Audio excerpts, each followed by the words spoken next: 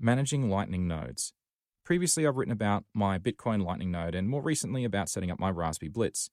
It's been 5 months since then, and I've learned a lot, and frankly, the number of websites that actually provide information on how to manage your Lightning node have a lot of assumed knowledge. So, I'd like to share how I manage my node lately with a few things I learned along the way that will hopefully make things easier for others to avoid the same mistakes I did.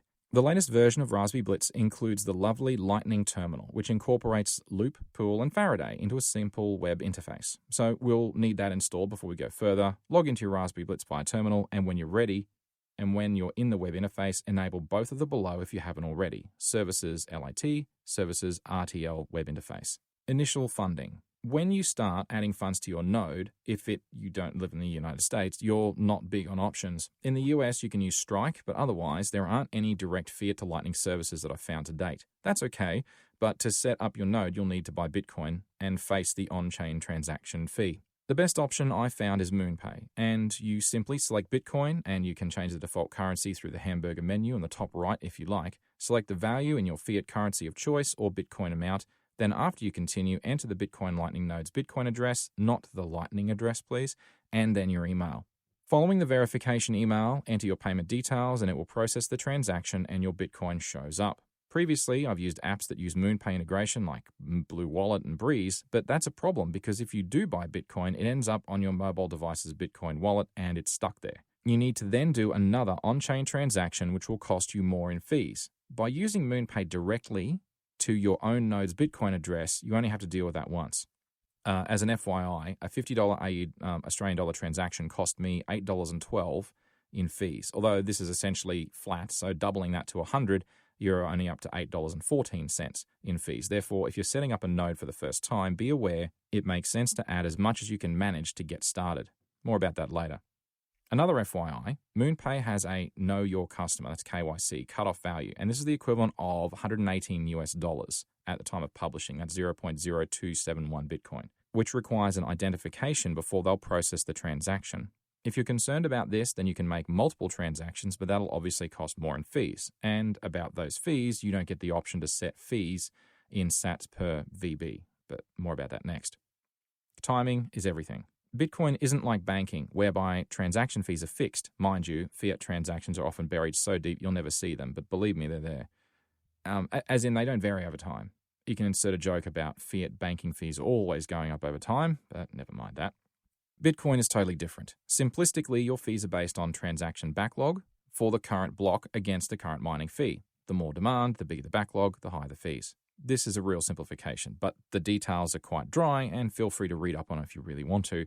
Fees are typically referred to in sats per VB, that's satoshis per virtual byte, which you can read about in different places, and the differences between bytes and virtual bytes as well. It's a SegWit thing. Anyhow, the lower the number, the less your fees will be for your on-chain transaction. The mechanism for setting your level of impatience, I suppose, for any on-chain transaction is the fee in sats per VB. If you're impatient, set a really high number. If you're in no hurry, set a low number. To get an idea of the historical and current view of the fees, you can have a look at a website called mempool.space. Fees are quite low at the time of writing, so for transactions where you can set this, 1 sat per VB will set your transaction processed quite cheaply and very quickly, most likely even in the current block, which is at 10 minutes maximum. And now you have Bitcoin. So how does it feel? Now you got Bitcoin on your node.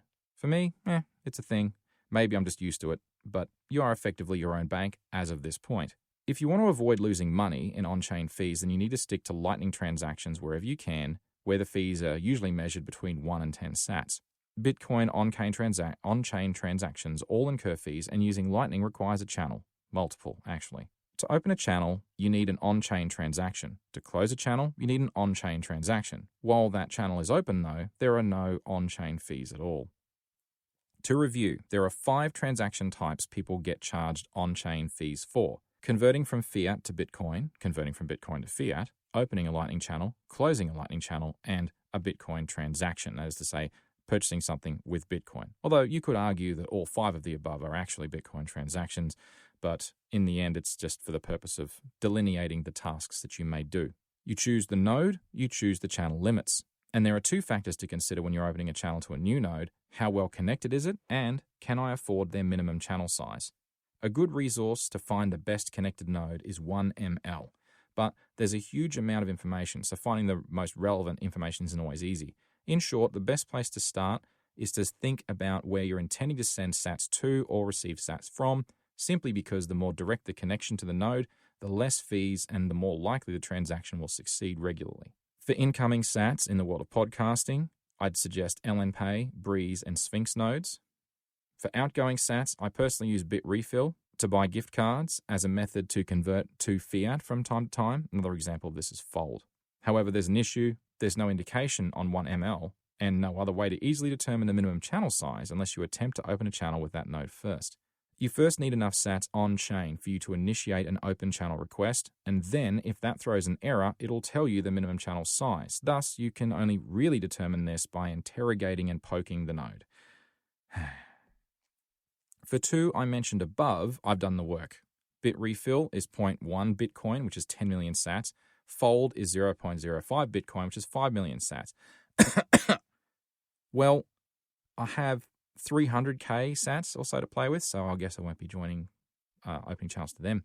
The next best option is a node that's connected to the one you want, which you can trace through 1ML if you have patience. The other factors to consider when choosing a node to open a channel with: age.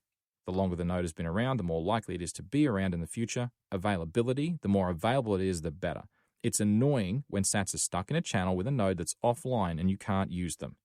And then Tor. In the IP address space, if you see an onion address, then Tor accessibility might be useful if you're privacy concerned.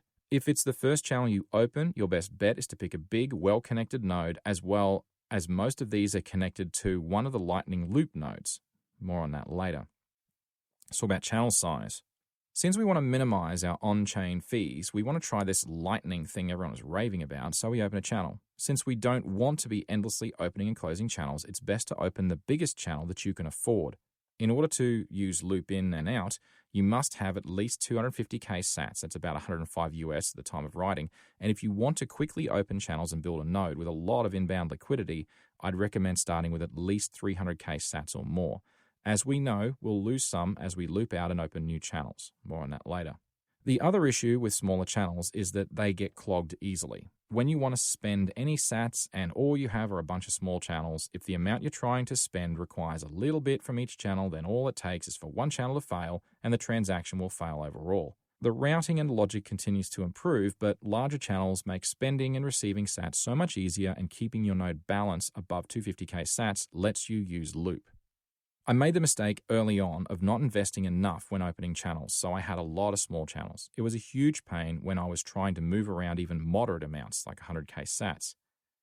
Circular rebalancing is a nice feature that you can use when you have 2 or more channels. It allows you to move local sats from the selected channel into the local sats of the destination channel. Or you can think of it as receiving a sats balance increase from the other channel. The Ride the Lightning web interface is my favorite web UI for circular rebalancing. Behind the scenes, it's simply an invoice from one channel to another channel. It gets routed outside through other Lightning nodes, and in the example above, there are 5 hops at a cost of 1,011 millisats, rounded down to 1 sat. Using this method, you can shuffle sats between your channels for very few sats, which can be very handy if you want to stack your sats in one channel, distribute your sats evenly to balance your node for routing, and so on. Balancing your node. There are 3 different ways you can balance, in air quotes, your node. Outbound priority, spending a lot of sats. Inbound priority, receiving a lot of sats. And routing.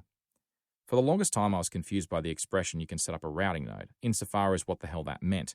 It's not a special type of node, it just means that you keep all of your channels as balanced as possible, meaning your inbound and outbound balances are approximately equal. Obviously, to achieve a routing node, it's necessary to have 50% of the value of your channels in total invested in your node. Otherwise, it would be perfectly balanced. Keeping in mind that balancing a node actually refers to the channels on that node being predominantly balanced or biased for one of the above 3 options. I suppose there should be a 4th option that describes my node the best. Confused. Looping in. In Lightning, you can move on-chain Bitcoin into a Lightning channel that you want to add local balance to, changing it to Lightning sats you can spend via Lightning. Why would you do this? Well, let's say you've bought some new Bitcoin and it's appeared on your node. It's not Lightning sats yet, so you can only spend it on-chain. High fees equals not good. You already have a bunch of mostly empty channels and you don't want to open a new channel. This is when you could use loop-in. The loop-in only works for a single channel at a time, and with a 250K minimum amount, that channel must have at least that many sats of available capacity for loop-in to work. Loop works by using a special looping node, a series of nodes probably, maintained by Lightning Labs. At this time, they enforce a 250K minimum to a 6.56 million maximum per loop in a transaction. The concept is simple enough. Reduce on-chain fees by grouping multiple loop transactions together into one. Your transaction attracts a significantly lower fee than if you were to open a new channel with your Bitcoin balance and you don't disturb the channels you already have.